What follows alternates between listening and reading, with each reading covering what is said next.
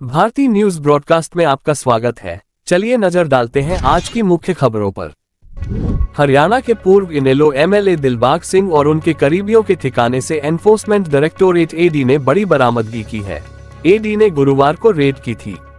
इसके बाद शुक्रवार को बताया कि इनके ठिकानों से अब तक 5 करोड़ रुपए कैश मिल चुका है। इसके अलावा 3 गोल्ड बिस्किट, विदेशी शराब की 100 से ज्यादा बोतलें, विदेश में बनाई कई संपत्तियों के कागजात, 4 अवैध विदेशी राइफलों समेत अन्य चीजें बरामद की गईं। पश्चिम बंगाल के उत्तर 24 परगना के संदेशखली गांव में ईडी की एक टीम पर शुक्रवार सुबह को हमला किया गया। हमलावरों ने टीम के वाहनों की भी तोड़फोड़ की है, साथ ही सीआरपीएफ जवानों को खदेड़ दिया। हमला उस दौरान हुआ जब टीम राशन घोटाला मामले में टीएमसी नेता शेख शाहजहां और बोंगांव के पूर्व नगर पालिका अध्यक्ष शंकर आध्या के बोंगांव स्थित आवास पर छापेमारी करने पहुंची थी। ईडी के अधिकारी के मुताबिक 200 लोगों की भीड़ ने अचानक टीम को घेरकर हमला किया। हमारे वाहनों में तोड़फोड़ भी की। अधिकारी के मुताबिक रेड मारने आई टीम में ईडी के असिस्टेंट डायरेक्टर भी शामिल थे। भीड़ ने उनकी गाड़ी भी तोड़ दी। हालांकि टीएमसी नेता एसके शाहजहां को गिरफ्तार कर लिया गया है। केंद्रीय अन्वेषण ब्यूरो सीबीआई अब राजस्थान से जुड़े किसी भी मामले की जांच कर सकेगी। अब बिना राज्य सरकार से पूछे भ्रष्टाचार और दूसरे मामलों में सीधे छापेमारी सीबीआई कर सकेगी। सीएम भजनलाल शर्मा ने अशोक गहलोत सरकार के समय सीबीआई जांच की सहमति पर लगी रोक को हटाने का फैसला वापस ले लिया है। सीएम ने राजस्थान में सीबीआई को जांच के लिए सहमति दे दी है। इस आदेश के बाद अब सीबीआई राजस्थान में किसी मामले को लेकर कार्रवाई कर सकेगी। उसे राज्य सरकार से अनुमति की जरूरत नहीं होगी। सीएम से प्रस्ताव की मंजूरी के बाद गृह विभाग ने अधिसूचना जारी कर दी है। अब सीबीआई को जांच के लिए हर मामले में राज्य सरकार की अनुमति की आवश्यकता नहीं होगी। गोरखपुर के मोस्ट वांटेड विनोद उपाध्याय को एसटीएफ ने एनकाउंटर में मार गिराया। शुक्रवार तड़के एसटीएफ ने सुल्तानपुर जिले में विनोद उपाध्याय को घेर लिया। विनोद ने एसटीएफ का घेरा तोड़ते हुए भागने की कोशिश की। पुलिस टीम पर कई राउंड फायरिंग की। जवाब में एसटीएफ ने भी फायर किए। इसमें विनोद को गोली लग गई। एसटीएफ उसे अस्पताल लेकर आई। वहां इलाज के दौरान उसकी मौत हो गई। विनोद उपाध्याय पर 1 लाख रुपए का इनाम था। करीब 7 महीने से एसटीएफ, गोरखपुर क्राइम ब्रांच और पुलिस उसकी तलाश कर रही थी। 2007 में विनोद उपाध्याय ने गोरखपुर से बसपा के टिकट पर चुनाव लड़ा था। हालांकि वो हार गया था। सरायकेला में एक छोटा हाथी 30 फीट गहरे सूखे कुएं में गिर गया। नीमडी के आंडा गांव में बुधवार की रात अपने झुंड से बिछड़कर हाथी का बच्चा कुएं में जा गिरा। गुरुवार सुबह से ही 2 साल के हाथी के बच्चे के रेस्क्यू के लिए वन विभाग की टीम जुटी हुई थी, लेकिन रेस्क्यू के दौरान ही उसकी मौत हो गई। 4 जेसीबी और 2 ट्रैक्टर की मदद से हाथी को निकालने के लिए रास्ता बनाने का काम शुरू किया गया। रेस्क्यू टीम ने एक तरफ से कुएं को तोड़कर रास्ता बना भी लिया, लेकिन हाथी उठ नहीं पा रहा था। उसे उठाने के लिए पैर में रस्सी भी बांधी गई, लेकिन नहीं उठा। वन विभाग के अधिकारी राधा रमन ने बताया कि 30 फीट गहरे कुएं में गिरे शिशु हाथी की मौत हो गई है। वन विभाग की टीम गुरुवार की सुबह से हाथी को निकालने के लिए रेस्क्यू कर रही थी, लेकिन रेस्क्यू के दौरान ही उसकी मौत हो गई। कुएं में गिरने के बाद से ही वो उठ नहीं पा रहा था। दिल्ली पुलिस की स्पेशल सेल ने हिजबुल मुजाहिदीन के एक आतंकवादी को गिरफ्तार किया है। एक अधिकारी ने गुरुवार को बताया कि पकड़ा गया जावेद मट्टू जम्मू कश्मीर में आतंकवाद से जुड़े 11 आतंकी मामलों में वांटेड है। निजामुद्दीन के पास उसे तब पकड़ा गया जब वो हथियारों की खेप लेने दिल्ली आया था। जावेद के कब्जे से 9 mm की स्टार पिस्टल, 6 कारतूस और एक चोरी की कार बरामद की गई है। पुलिस ने जावेद के खिलाफ मामला दर्ज कर लिया है। सेल व केंद्रीय एजेंसियां उससे पूछताछ कर हिजबुल के नेटवर्क के बारे में पता लगाने की कोशिश कर रही है। अडानी ग्रुप की कंपनियों के चेयरपर्सन गौतम अडानी एक बार फिर ब्लूमबर्ग बिलियनियर इंडेक्स में रिलायंस इंडस्ट्रीज के चेयरमैन मुकेश अंबानी को पीछे छोड़कर भारत के सबसे अमीर आदमी बन गए हैं। गौतम अडानी ने शेयरों में आई तेजी के कारण वर्ल्ड रैंकिंग में टॉप 12 में अपनी जगह बना ली है। वहीं अंबानी एक पायदान नीचे 13वें स्थान पर है। गौतम अडानी की नेटवर्थ एक साल में बढ़कर $13 बिलियन बढ़कर $97.6 बिलियन पहुंच गई है। वहीं मुकेश अंबानी की नेटवर्थ में इस साल 665 मिलियन बढ़कर $97 बिलियन पर है। अरब सागर में सोमालिया के तट के पास हाईजैक हुए जहाज पर भारतीय नौसेना का ऑपरेशन पूरा हो गया है। 15 भारतीयों समेत सभी 21 क्रू मेंबर्स को सुरक्षित बाहर निकाल लिया गया है। नौसेना के माकोस कमांडो ने जहाज की सर्चिंग की है। वहीं समुद्री लुटेरे अब जहाज पर नहीं मिले हैं। हाईजैक किए गए जहाज को छुड़ाने के लिए नौसेना के जहाज INS चेन्नई को रवाना किया गया था। मामला 4 जनवरी का है, लेकिन इसकी जानकारी कल शुक्रवार को सामने आई। लाइबेरिया के फ्लैग वाले इस जहाज का नाम लीला नोफोक है। भारतीय नौसेना ने बताया कि जहाज ने ब्रिटेन के मैरीटाइम ट्रेड ऑपरेशंस पोर्टल पर एक संदेश भेजा था। इसमें कहा गया था कि 4 जनवरी की शाम को 5-6 समुद्री लुटेरे हथियारों के साथ जहाज पर उतरे।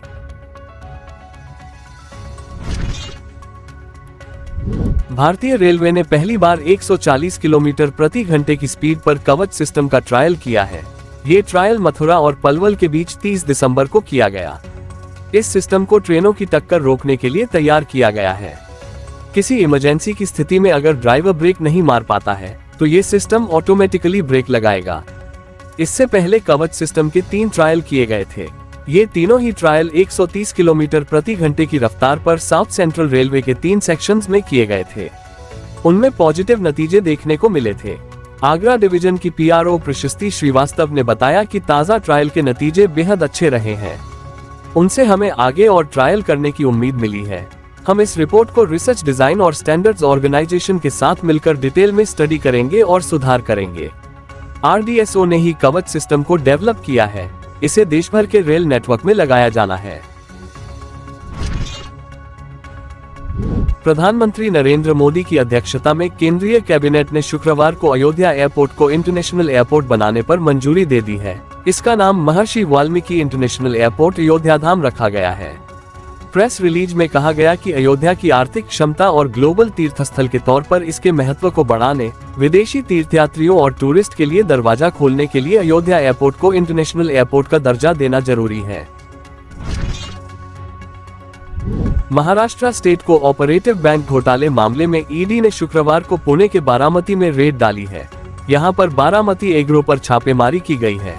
साल 2019 में मुंबई पुलिस ने महाराष्ट्र राज्य सहकारी बैंक घोटाले में वर्तमान में राज्य के डिप्टी CM अजीत पवार सहित 70 अन्य लोगों के खिलाफ FIR दर्ज की थी, लेकिन मुंबई पुलिस ने सबूतों के अभाव में केस बंद कर दिया था। वहीं ईडी ने करोड़ों MSCB घोटाले में मुंबई पुलिस की क्लोजर रिपोर्ट का विरोध किया है। सामने आया था कि बैंक के बोर्ड ऑफ डायरेक्टर में शरद पवार के करीबी थे। उन्होंने बारामती एग्रो सहित कई ऐसी कंपनी को लोन दिया जो डूब गया। बारामती एग्रो शरद पवार के परिवार द्वारा संचालित कंपनी है।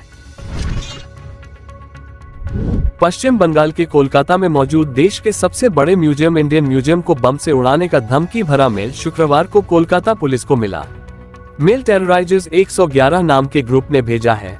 फिलहाल बॉम्ब स्क्वाड के साथ साथ भारी पुलिस फोर्स इंडियन म्यूजियम में मौजूद है और जांच कर रही है। म्यूजियम में लोगों को एंट्री को रोक दिया गया है। जम्मू कश्मीर के शोपियां जिले के चोटीगाम इलाके में शुक्रवार की सुबह से शुरू हुई आतंकियों और सुरक्षा बलों के बीच मुठभेड़ में एक आतंकी का एनकाउंटर कर दिया गया है। मारे गए आतंकवादी की पहचान बिलाल अहमद भट्ट के रूप में हुई है, जो लश्कर आतंकी संगठन से जुड़ा था। मुठभेड़ स्थल से एक AK-47 राइफल और 3 मैगजीन बरामद की गई हैं। उसके एक और साथी के लिए सर्च ऑपरेशन जारी है। इलाके में 2 आतंकियों के छिपे होने की खबर मिलने के बाद सेना और जम्मू कश्मीर पुलिस ने घेराबंदी करते हुए तलाशी अभियान चलाया था। 1993 के मुंबई बम धमाकों के मास्टरमाइंड दाऊद इब्राहिम पर भारतीय जांच एजेंसियां लगातार शिकंजा कस रही है। इसी क्रम में प्रशासन ने दाऊद की कई प्रॉपर्टियों को नीलाम करने का फैसला लिया है। आतंकवादी दाऊद की मां अमीना बी के नाम पर महाराष्ट्र के रत्नागिरी जिले के खेड़ तालुका में जो 4 संपत्तियां हैं, उनकी नीलामी की जाएगी। ये सभी 4 संपत्तियां कृषि योग्य हैं और खेड़ के मुंबके गांव में स्थित हैं। इन संपत्तियों का मूल्य 19 लाख से अधिक बताया जा रहा है। अयोध्या में राम मंदिर के उद्घाटन की तैयारियां धूमधाम से की जा रही हैं। 22 जनवरी को राम मंदिर की प्राण प्रतिष्ठा का कार्यक्रम है, जिसमें प्रधानमंत्री नरेंद्र मोदी भी शामिल होंगे। पूरे देश में जश्न का माहौल है। इस बीच अब PM मोदी ने सोशल मीडिया अकाउंट X पर भगवान श्री राम का एक मधुर भजन साझा किया है। साथ ही भजन के गायक जुबिन नौटियाल, लेखक मनोज मुंशिर और म्यूजिक कंपोजर पायल देव की तारीफ भी की।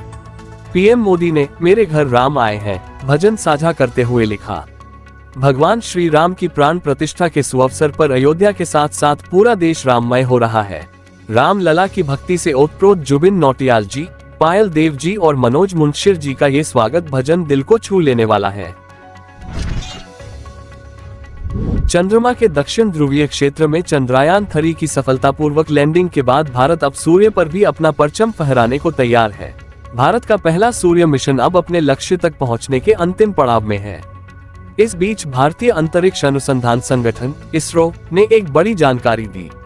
बताया जा रहा कि आदित्य L1 6 जनवरी को सूर्य के L1 पॉइंट में प्रवेश कर जाएगा। इसरो प्रमुख एस सोमनाथ ने बताया कि भारत का पहला सूर्य मिशन आदित्य L1 ठीक से काम कर रहा है और अपने लक्ष्य की ओर बढ़ रहा है।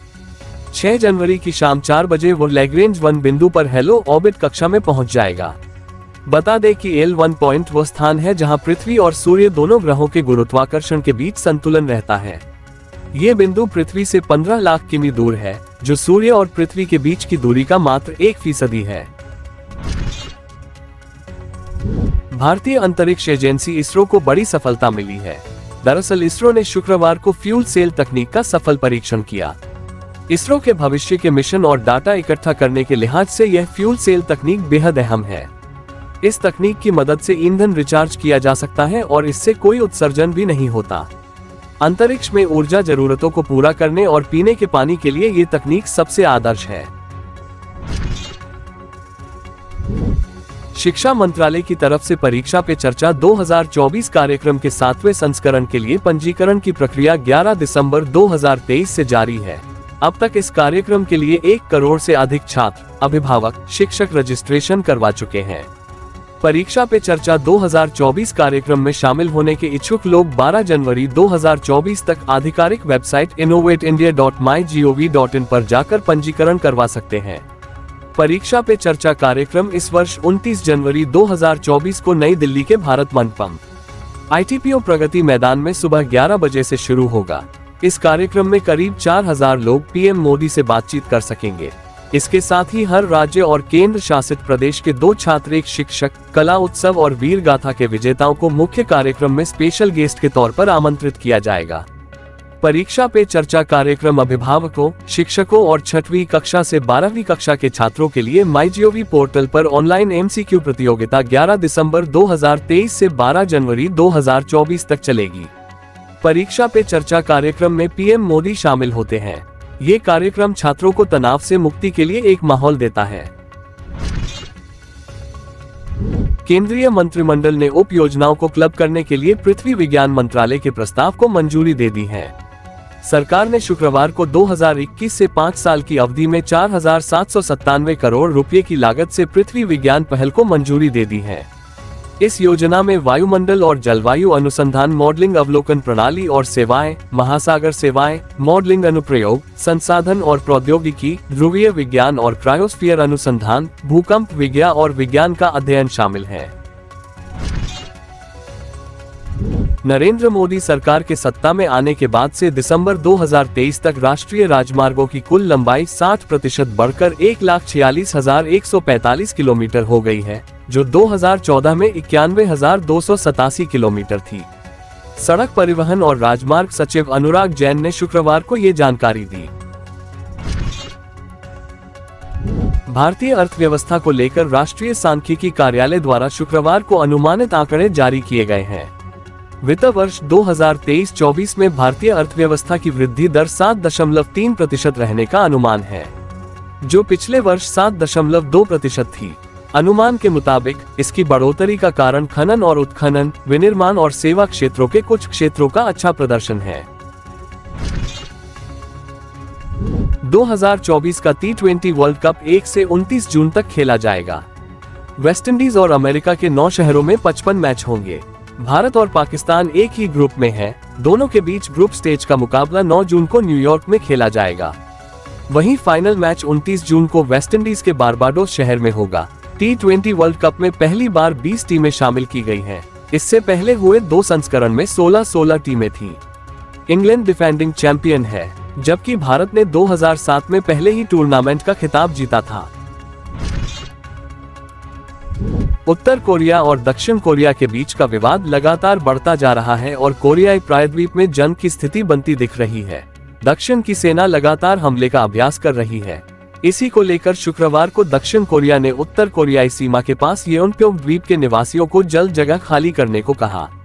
दक्षिण कोरिया की सेना ने बताया कि उत्तर कोरिया ने शुक्रवार को 200 से ज्यादा तोप के गोले दागे।